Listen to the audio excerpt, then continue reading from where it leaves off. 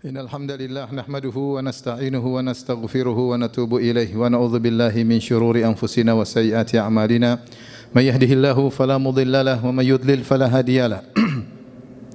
Asyhadu an la ilaha illallah wahdahu la syarika lahu wa asyhadu anna Muhammadan abduhu wa rasuluhu la nabiyya ba'dah. Ya ayyuhalladzina amanu taqullaha haqqa tuqatih wa la tamutunna illa wa antum muslimun. Fa in asdaqal hadithi kitabullah wa khairal huda huda Muhammadin sallallahu alaihi wasallam. Wa syarrul umuri muhdatsatuha wa kullu muhdatsatin bid'ah wa kullu bid'atin dhalalah wa kullu dhalalatin finnar. Ma'asyiral muslimin, usikum wa nafsi bi taqwallah faqad fazal muttaqun. Abu Dzar radhiyallahu taala anhu meriwayatkan dari Nabi sallallahu alaihi wasallam, beliau berkata, qala li Rasulullah sallallahu alaihi wasallam, Rasulullah sallam berkata kepadaku, la tahqiranna minal ma'rufi syai'an walau an talqa akhaka biwajhin taliq. Jangan sekali-sekali engkau meremehkan kebaikan apapun meskipun hanya bertemu dengan saudaramu dengan wajah tersenyum. Hadis riwayat Al-Imam Muslim. Hadis ini adalah motivasi dari Nabi sallallahu alaihi wasallam agar kita senantiasa semangat untuk beramal saleh. Apakah amal saleh tersebut menurut pandangan kita besar ataupun menurut pandangan kita kecil, tetap hendaknya semangat. Karena umur terbatas dan pahala bisa menjadi besar di sisi Allah Subhanahu wa taala jika disertai dengan niat yang tulus. Oleh karenanya Nabi sallallahu alaihi wasallam mengatakan la tahqiranna, larangan. Jangan sekali-sekali, di situ ada nun taukid yang artinya jangan sekali-sekali engkau meremehkan minal ma'rufi syai'an, kebaikan apapun.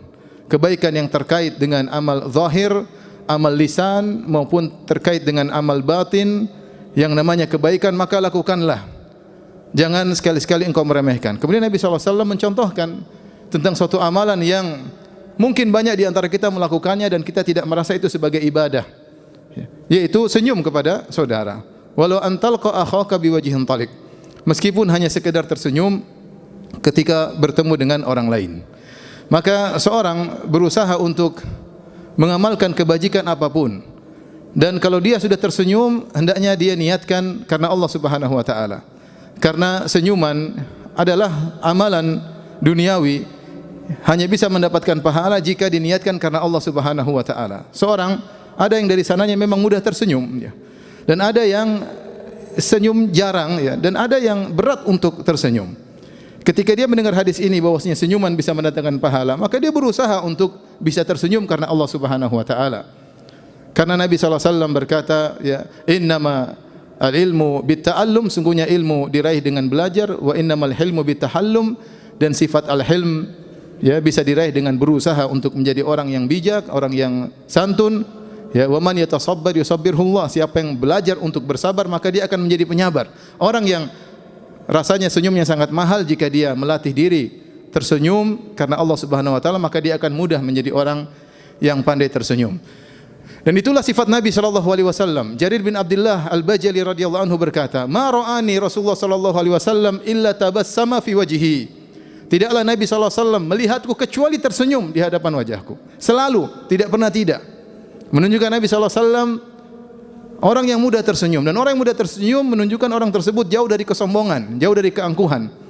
Kalau orang yang sombong atau angkuh merasa dirinya tinggi, mungkin berpikir dalam dirinya, ngapain saya senyum sama si fulan? Ngapain saya senyum sama dia? Apa untungnya saya senyum sama dia? Dia tidak berhak untuk mendapatkan senyumanku. Tapi kalau orang hatinya bersih, hatinya tawadhu, jauh dari kesombongan, maka dia mudah tersenyum kepada siapa saja. Kepada orang kaya dia tersenyum, kepada orang miskin dia tersenyum. Kepada pejabat dia tersenyum, kepada rakyat jelata juga dia tersenyum. Kepada bawahannya dia tersenyum. Dia tidak merasa berat karena dia tahu senyumannya karena Allah akan bermanfaat bagi dia di akhirat kelak. Dan Nabi melarang dia untuk meremehkan hal tersebut. La tahqiranna, jangan kau meremehkan. Itu Nabi ucapkan kepada siapa? Nabi ucapkan kepada Abu Dzar yang amalnya, ibadahnya luar biasa, yang dia berjihad bersama Nabi SAW, yang ibadahnya luar biasa. Bukan orang yang malas-malasan, tapi Nabi sampaikan kepada orang yang ibadahnya luar biasa, sahabat Abu Dzar radhiyallahu anhu. Itu pun Nabi mengatakan, jangan kau remehkan amal apapun meskipun hanya sekedar tersenyum. Karenanya, ma'asyiral muslimin ya, dari hadis ini kita belajar, jangan kita meremehkan amal apapun. Kapan terbetik dalam hati kita untuk beramal soleh, segera kita lakukan. Masalah pahala serahkan kepada Allah Subhanahu wa taala. Lihatlah Rasulullah SAW mengabarkan ada orang masuk surga gara-gara amalan yang sangat sederhana. Kata Nabi SAW, marra rajulun bi ghusni syajaratin ala dhahri tariq. Ada seorang lelaki lewat suatu jalan, tiba-tiba dia mendapati ada ranting atau dahan pohon yang berada di tengah jalan. Kata dia, la unahiyannahu anil muslimin, aku akan pindahkan dahan ini dari kaum muslimin, la yu'dhihim, jangan sampai ada orang lewat kemudian terkena dahan tersebut. Fasyakarallahu lahu fa udkhilal jannah. Allah pun mensyukuri orang ini, yaitu Allah beri balasan kepada orang ini, maka dia pun masuk surga. Gara-gara apa? Gara-gara amalan yang sepele tapi timbul dari kasih sayang kepada kaum muslimin. Dia tidak ingin ranting ini mengganggu orang Islam yang lain. Kelihatannya sederhana. Bahkan dalam hadis Rasulullah SAW sebutkan bahwasanya di antara cabang keimanan yang paling rendah adalah menghilangkan gangguan dari jalan. Kata Nabi SAW, al-imanu bid'un wa sab'una syu'bah. Sungguhnya iman itu ada 70 sekian cabang. A'laha kalimatul la ilaha illallah. Cabang iman yang paling tinggi adalah la ilaha illallah. Wa adnaha, dan cabang yang paling rendah imatatul adza 'anit tariq. Yang paling rendah adalah menghilangkan gangguan dari jalan. Wal haya'u syu'batun min syu'abil iman, dan rasa malu adalah bagian daripada keimanan. Rasulullah SAW sebutkan cabang keimanan paling rendah adalah menghilangkan gangguan dari jalan. Ada orang yang melakukannya, ternyata dia masuk surga gara-gara melakukan suatu perkara yang kata Nabi cabang yang paling rendah. Kenapa? Karena keimanannya, karena niatnya, karena kasih sayangnya kepada kaum muslimin. Kelihatannya sederhana tapi bisa bikin seorang sebab masuk surga. Contoh lain, Rasulullah SAW sebutkan tentang seorang wanita pezina yang diampuni oleh Allah gara-gara menolong seekor anjing. Bainama kalbun yutifu bi raqiyatin kada yaqtuluhu al-'atash idh ra'athu baghiyatun baghaya bani Israil. Baghiyun baghaya bani Israil. Ketika ada seekor anjing kehausan dan dia mutar-mutar di sebuah sumur, dia tidak bisa ambil air dari sumur tersebut, air di depan mata namun dia tidak bisa minum. Tiba-tiba dilihat oleh seorang wanita pezina dari Bani Israel. Maka dia pun kasihan. Fanaza'at muqaha, maka dia lepaskan sepatunya. Fanazalat fi bi'r, kemudian dia turun di sumur, dia ambil, fasaqathu, kemudian dia beri minum kepada anjing tersebut. Faghafarallahu laha bihi, maka Allah ampuni dosa-dosanya gara-gara hal tersebut. Karenanya kita jangan meremehkan kebaikan apapun. Kita tidak tahu di antara sebabnya karena kita tidak tahu amal mana yang bisa buat kita masuk surga. Kita banyak melakukan amal soleh tapi semuanya enggak jelas. Apa kita meyakini semua amal kita ikhlas? Apa kita meyakini semua amal kita diterima oleh Allah? Enggak ada yang jelas. Lakukan apa saja, bisa jadi amal sederhana yang justru kita ikhlas di situ. Yang kata Ibnu Mubarak, rubba amalin saghirin tu'azzimuhun niyyah. Betapa banyak amal yang kecil tapi karena niat yang ikhlas menjadi besar di sisi Allah Subhanahu wa taala. Kita enggak tahu amal mana yang buat kita masuk surga.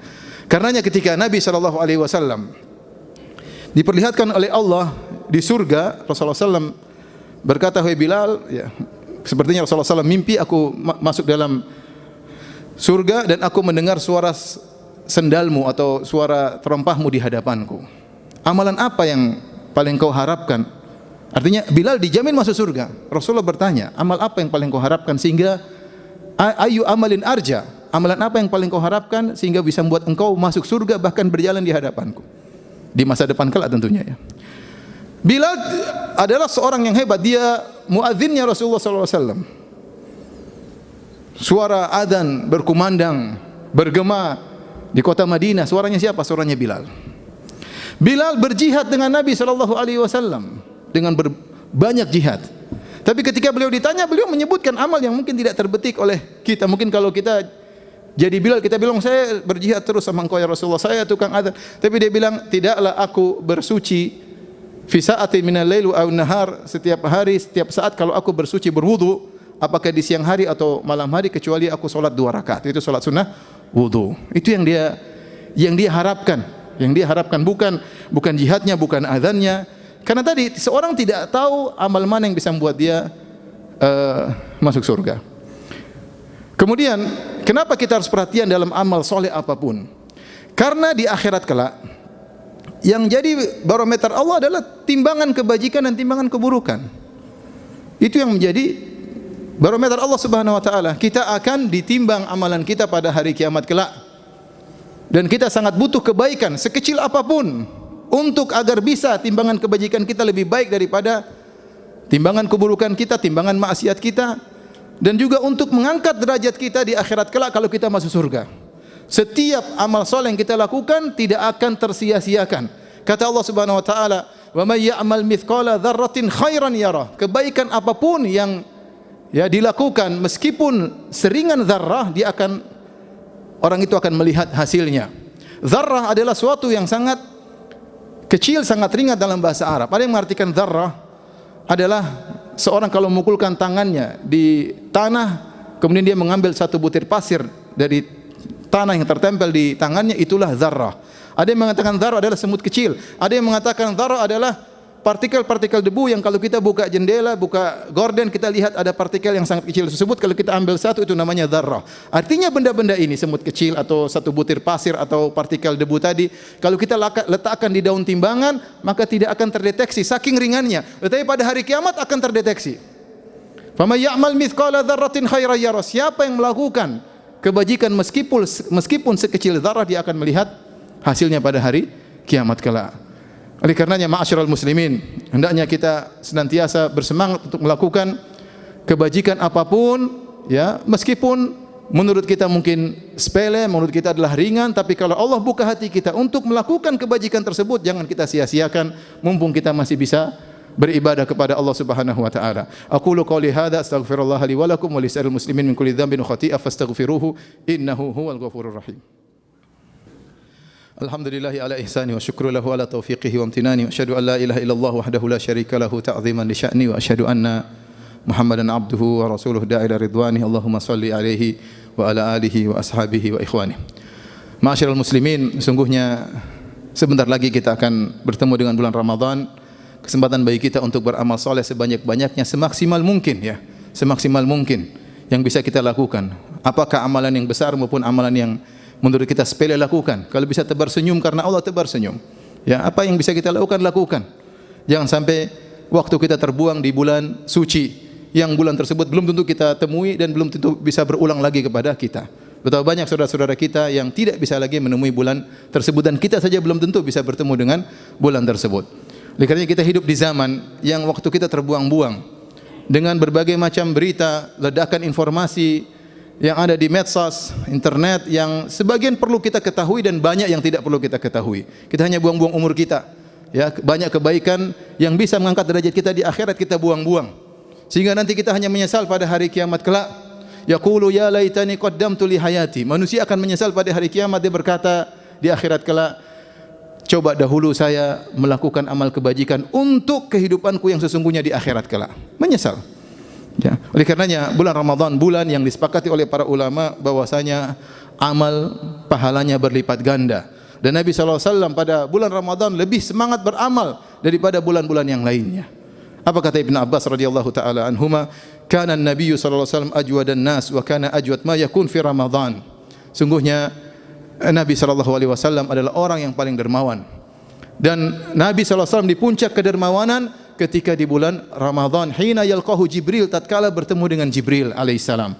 Fayudarisuhul Quran, Jibril mengajarkan Al-Quran kepada Nabi sallallahu alaihi wasallam. Sebagian ulama menyatakan kenapa Nabi sallallahu alaihi wasallam lebih semangat bersedekah di bulan Ramadan, karena Nabi diajar langsung oleh Jibril alaihissalam baca Al-Quran, sehingga tadabbur Al-Quran lebih tinggi.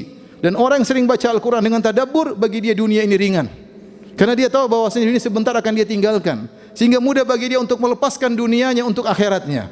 Beda dengan orang yang ragu tentang akhirat, yang lebih percaya dunia daripada apa yang Allah janjikan di akhirat kelak. Karenanya Nabi SAW di bulan Ramadan lebih semangat untuk beramal saleh. Nah, ini nasihat bagi saya pribadi dan juga bagi para jamaah untuk tidak membuang-buang waktu di bulan Ramadan. Maka sejak sekarang kita berdoa kepada Allah, minta kepada Allah agar kita diberi taufik oleh Allah Subhanahu wa taala, diberi bimbingan untuk bisa memanfaatkan waktu kita sebaik-baiknya di bulan Ramadan. Saya beri contoh teman saya sendiri, tinggal di zaman sekarang, teman masih hidup, ya. Saya tidak ingin sebut nama kotanya, ya. Tetapi dia hidup, ya, dan hidup di zaman kita sekarang ini, dan dia seorang pedagang, ya. Usianya sudah 50 tahun lebih, tapi dia bisa khatam Quran di bulan Ramadan kemarin 15 kali. Dia bisa khatam Quran 15 kali. Artinya dia berusaha, dia pakai obat tetes mata, kemudian dia Quran dia pilih, kemudian dia duduk, dia minum vitamin. Kalau dia niat akan bisa. Hidup kita tidak tahu sampai kapan. Demikian semoga bermanfaat. Innallaha malaikatahu yusalluna 'alan nabi ya ayyuhalladzina amanu sallu 'alaihi wa sallimu taslima. Allahumma salli 'ala Muhammad wa 'ala ali Muhammad kama sallaita 'ala Ibrahim wa 'ala ali Ibrahim innaka Hamidum Majid. Wa barik 'ala Muhammad wa 'ala ali Muhammad kama barakta 'ala Ibrahim wa 'ala ali Ibrahim innaka Hamidum Majid.